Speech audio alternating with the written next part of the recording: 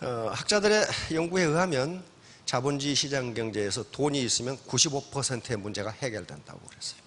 나머지 5%는 돈 가지고 해결 안 돼요. 그러니까 95%의 문제를 해결하려면 우선 뭐니 해도 많이가 있어야 된단 말이에요. 자, 오늘 제 강의 제목은 자본 생산성 소득인데요. 이게 64번째 시간인데 오늘 처음 오신 분들은 도대체 제 영감탱이가 63번째까지는 무슨 얘기를 했을까? 그건 오늘 가서 보시면 무슨 얘기를 했는지가 나옵니다. 자, 다음 시와 예와 음악. 요것은 논어에 있는 이야기인데 이게 무슨 얘기인가 하는 것은 이게 2500년 전에 한 얘기거든요. 그런데 지금하고 똑같아요.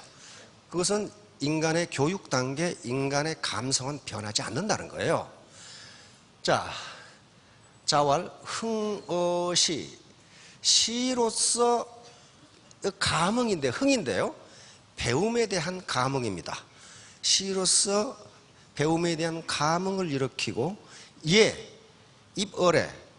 예로서 내 몸을 똑바로 세우고, 원칙을 세우고, 성어학, 음악으로서 인격으로 완성한다. 지금 그 말이에요. 이게 무슨 소린가 하면요. 자, 여기서 시는,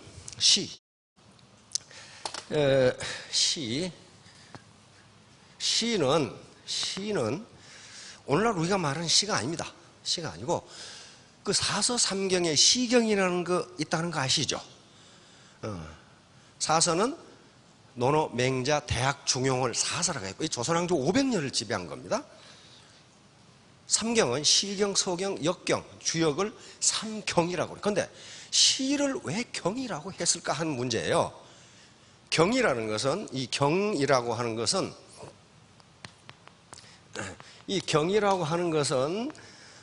성인, 매우 현자, 그러니까 성인이 쓴 오리지널 텍스트를 경이라고 그래.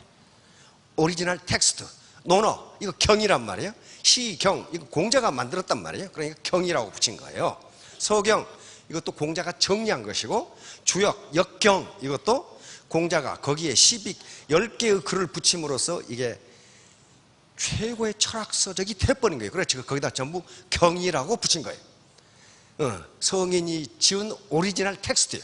자, 그러면 여기서 시는요, 오늘날 시하고 다른 이 노래를 이야기합니다. 노래.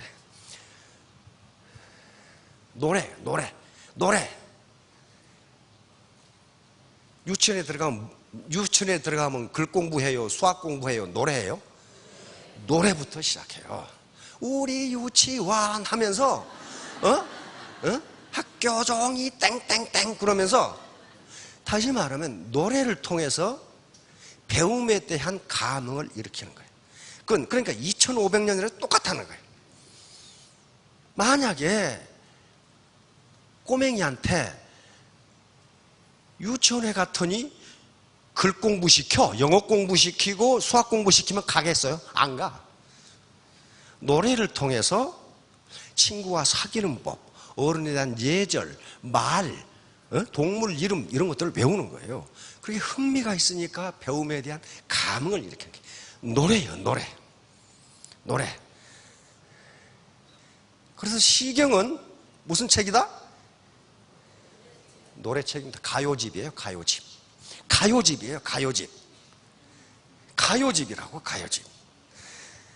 그게 시경은 세 부분으로 구성이 되어 있는데 맨 처음에 나오는 게 이게 뭐예요? 풍이에요. 오늘 우리 유행가라고 생각하면 돼. 왜 그걸 풍이라고 붙였느냐? 유행가는 바람같이 왔다가 바람같이 사라져버려. 그 다음에 아라는 게 있어요. 이것은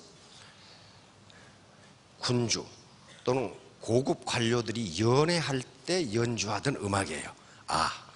좀 형식적이겠죠? 여기에는 소화와 대화가 있어. 소화가 대화. 그 다음에 이 소옹이란 게 소옹. 송은 우리 조선왕조의 종묘 제례악처럼 제례악이에요. 장중하죠. 그러니까 이게 요 음악이 오늘 같으면 클래식에 해당하는 거예요. 가곡에 해당하는 거예요. 이게 가요에 해당하는 거예요. 그런데 시경이, 그러니까 시경은 원래는 시입니다. 노래 가사집이에요. 노래 가사집인데 공자가 3000편의 노래를 수집해서 이 중에 가려 뽑은 311수를 엮어놓은 게 시경이에요. 근데 그 6개 곡은 제목만 붙어 있으니까 305수가 시경인데 뭘 부터 배치했어요? 가요부터 배치한 거예요. 가요부터. 그런데 요것을 다 분석해 보면 무슨 노래겠어요? 오늘날 유행가하고 똑같아. 청춘 남녀 간의 사랑, 그 애토단청, 그러다가 이별, 뭐 이런 거야. 전부 그런 거예요. 전부. 응?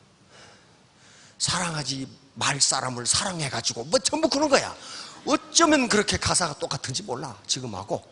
그걸 공자는 인간의 가장 진솔한 심정이라고 본 거예요. 그러니까 지금 유행가하고 다를 것 전혀 없어요. 응? 자, 그러니까 이런 노래로서 이걸 반드시 배우라고. 이게 공자학단, 제자가 3000명이 공자학단에 가장 먼저 배우는 게 시였어요. 노래를 배우기 시작해. 노래를. 그 중에 인간의 애환, 정치에 대한 불만, 역사에 대한 인식, 이런 것들이 다 들어가 있어. 그러니까 그걸 배우면 뭘 안다는 거예요? 세상이 어떻게 돌아가는지를 안다는 거예요. 자, 그래서 이제 시로서 흥어시, 감흥을 불러일으키고, 요것만 있어가지고는 안 돼. 노래만 하면 질탕하게 흥청망청 돼가지고 안 된단 말이에요. 얘는 오늘 같으면 사회화 과정입니다. 사회생활을 어떻게 할 것이냐 하는 거예요. 사회생활을. 그래서 예를 통해서, 이건 오늘날 사회 질서입니다. 규범, 질서, 이런 거 예예요. 이걸 통해서 내 원칙을 똑바로 세우고, 그리고 인격의 완성을 뭘로 한다고요? 성악, 음악으로 인격을 완성한다 그랬어요. 왜 공자가 음악으로 인격을 완성한다고 했을까? 음악은요, 여기서 말하는 저 앞에 시는 혼자 부르는 노래고, 음악은 여러 사람이 같이 부르는 합창이에요. 합창. 그리고 적어도 악기가 8개 이상 동원되는 연주라고요. 이게 오늘날 교향악단이에요. 거기서는 음악은 자기가 불러야 할 곳과 부르지 말아야 할 곳, 연주할 대목과 연주하지 말아야 할 대목이 있어요. 다시 말하면 사회생활을 하는데 내가 말해야 할 것과 말하지 말 것, 내가 개입해야 할 것과 개입하지 말 것이 있다는 거예요.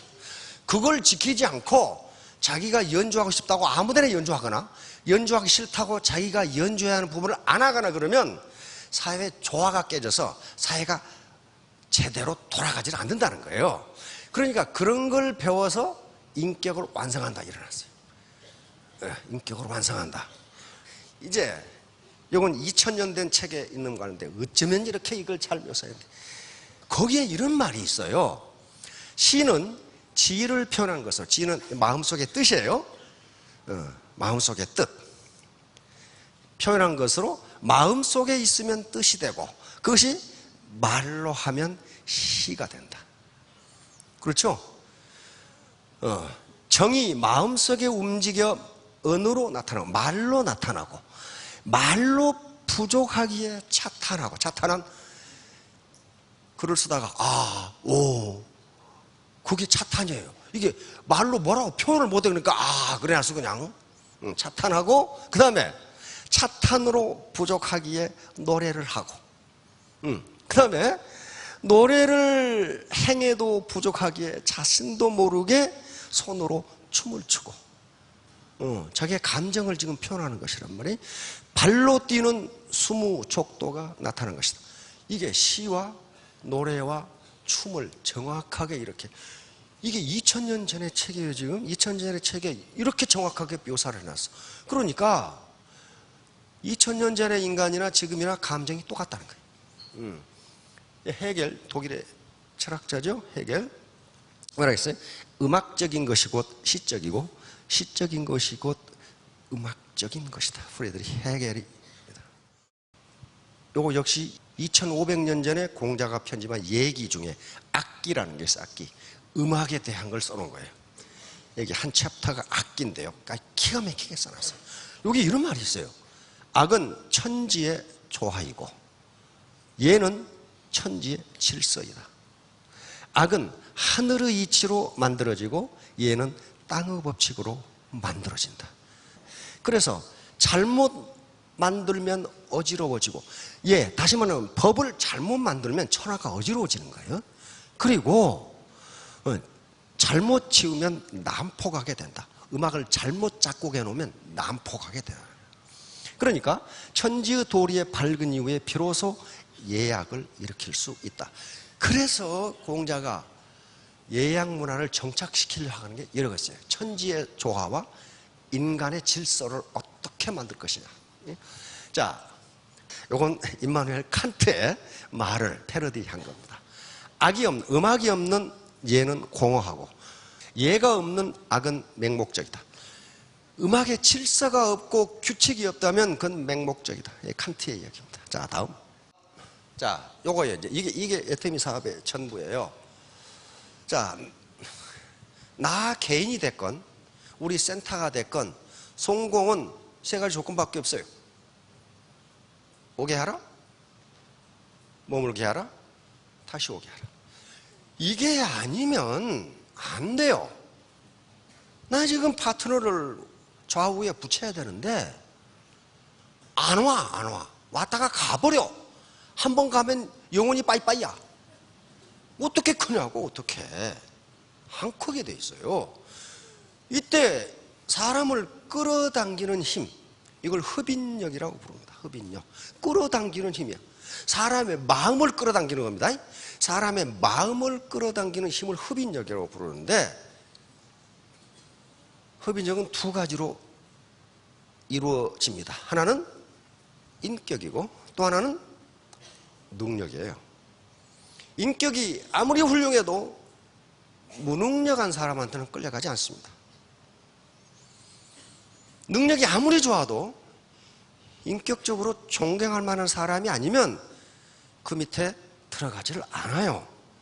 이건 다른 말로 하면 뭐가 된다? 매력이에요. 저 매자는 도깨비 매자입니다. 도깨비 매자. 어떤 아가씨를 보면 자기도 모르게 도깨비처럼 끌려가죠. 그게 매력이에요. 자기도 몰라 왜 끌려가는지. 인격은 사전적 의미로는 매우 건조해. 사람으로서의 품격, 사람 됨됨이 일어났어요. 저게 무슨 말인가. 그런데 임마누엘 칸트가 이렇게 정의를 했어요. 인격은 뭐 하는 능력이다? 책임질 줄 아는 능력이다. 이야, 이 정의가 정확해요. 저기다가 그냥 캐릭터, 인격. 캐릭터라는 말을 리더십으로 바꿔봐요. 그럼 어떻게 돼? 리더십은 책임질 줄 아는 능력이다. 저는 정확합니다.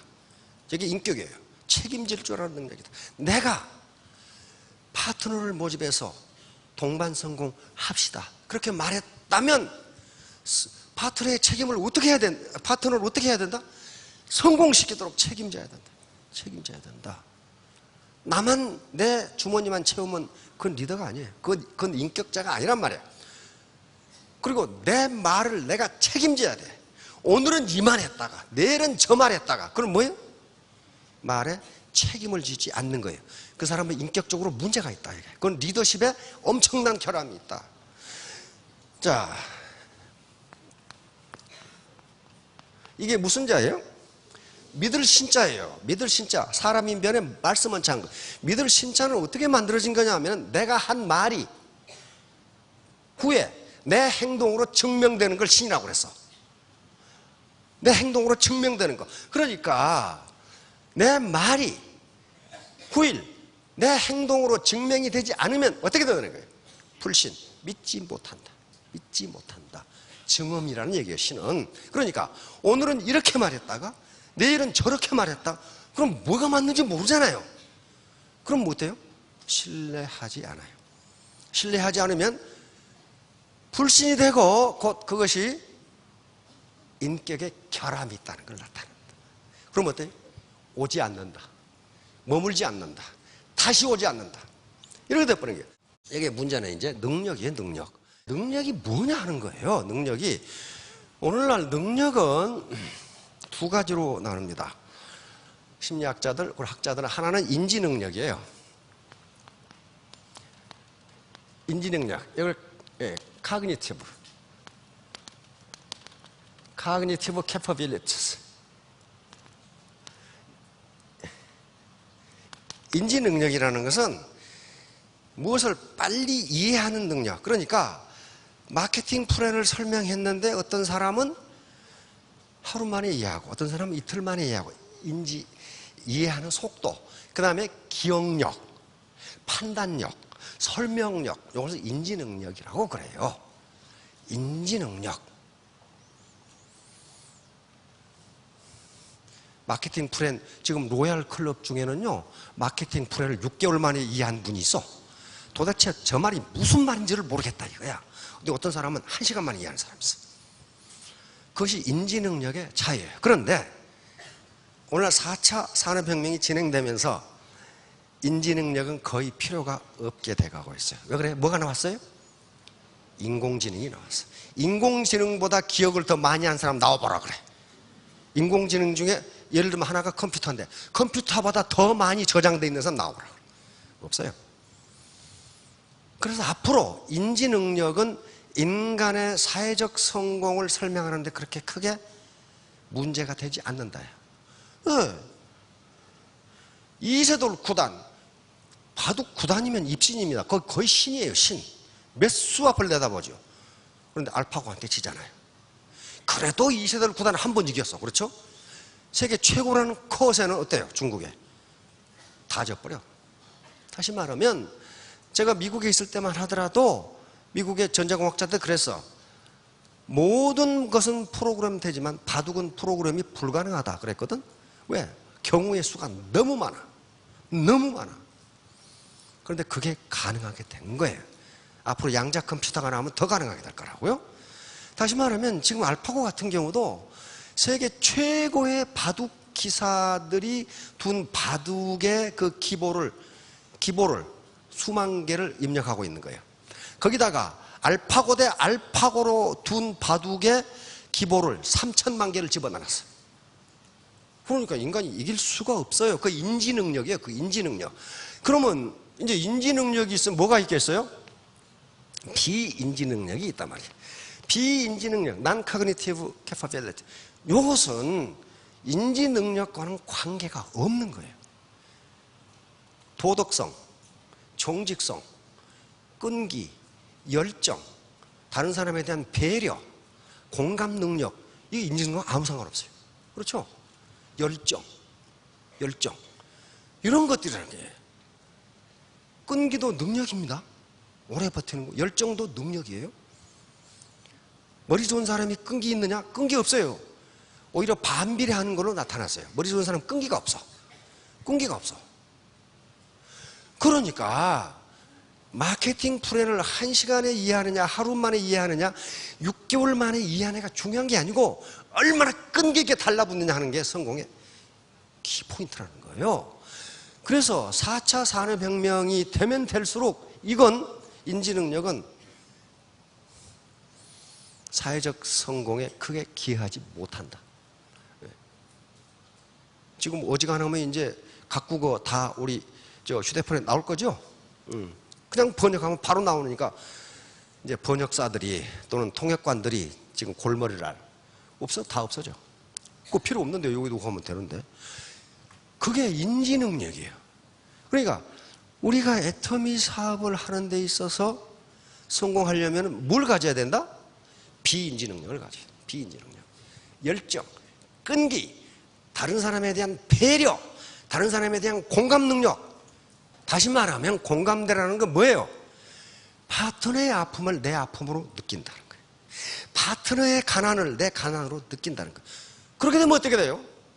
비즈니스 능력이 향상돼요. 어떻게 하면 저 파트너를 가난에서 구해낼 수 있을까? 그 생각 안 하는 사람이 비즈니스 능력이 좋아질 수가 없어요. 그렇죠? 아무 생각이 없는데 무슨 비즈니스 능력이 어떻게 해요? 그걸 간절함이라고 이야기합니다. 간절함이 없이는요, 그 어떤 일도 성공할 수 없어요. 애터미 사업은 더욱 그래요. 간절함, 이게 사람을 상대하는 것이기 때문에 내가 성공해야 되고, 내 지금 의식주가 해결 안 되는 파트너를 내가 성공시켜야 된다면 끈기와 인내를 가질 수밖에 없어요. 거기서 간절함이 없으면 때려치우면 그만이야. 그런 것들, 그것이 전부 다 비인지 능력이에요. 비인지 능력. 현자들이 이야기하는 게 어떤 사실을 많이 암기하고 있는 것을 지식이라 하지 않는다야. 왜? 그건 알파고를 능가할 수가 없다는 거야. 지금 알파고를 어떻게 능가하냐고. 응? 프로그램 3,000만 개를 집어넣는데 다 외우고 있어. 알파고는 인간이. 그러니까 지금 이런 인지 능력을 가지고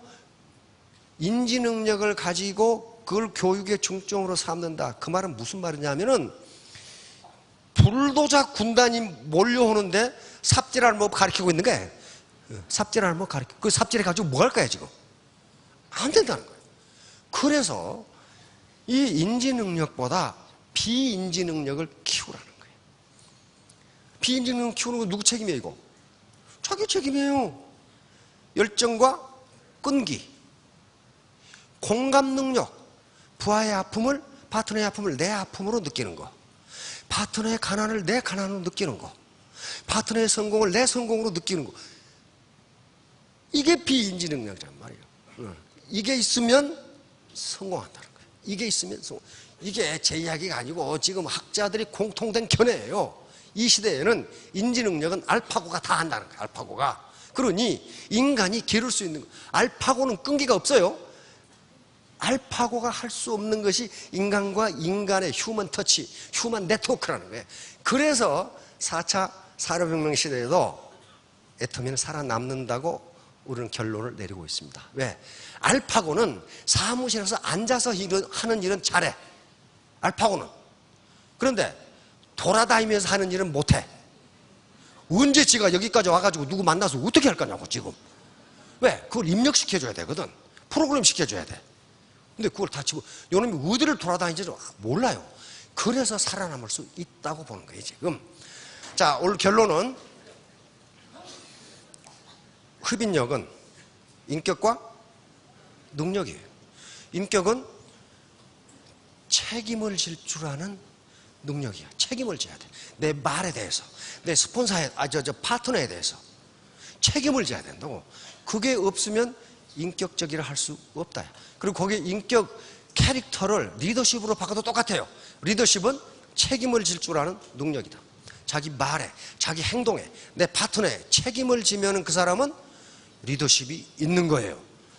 능력은 인지 능력과 비인지 능력이 있는데, 인지 능력은 이제 알파고가 다 한다. 내가 기를 것은 뭐다? 비인지 능력이야. 비인지 능력. 비인지 능력. 열정과 끈기, 간절함. 그리고 파트너의 아픔을 내 아픔으로 느끼는 거, 파트너의 가난을 내 가난으로 느끼는 거. 그래야만 열정이 나올 거 아니에요. 그리고 소통, 커뮤니케이션. 자, 3년 후, 5년 후에 모두 성공하시기 바랍니다. 예, 감사합니다.